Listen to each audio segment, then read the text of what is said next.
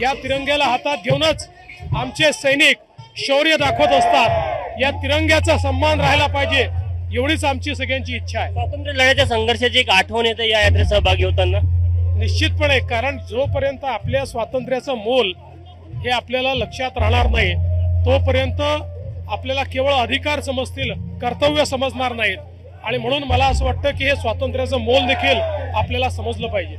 आज स्वातंत्र्य दिनानिमित्त लाडकी बहीण योजनेत देखील पैसे जमा व्हायला सुरुवात झालेली आहे। एक महत्वाकांक्षी अशी योजना राज्य सरकारची आहे। अतिशय महत्वाकांक्षी योजना आहे, त्याची सुरुवात आम्ही केली आहे आणि 17 तारखेला 1 कोटीपेक्षा जास्त लाडक्या बहिणींच्या खात्यामध्ये पैसे जातात। आज कोराडीला विदर्भातील सर्वात मोठ्या जिम्नॅस्टिक इंडोर स्टेडियमचं उद्घाटन तुमच्या हस्ते होत आहे। ही अतिशय मला आनंदाची गोष्ट आहे। एक अतिशय सुंदर स्टेडियम या ठिकाणी तयार झालेलं आहे। नागपूरमध्ये खेळांच्या फॅसिलिटीज आम्ही तयार करतो की ज्यातनं चांगले खेळाडू तयार झाले पाहिजे।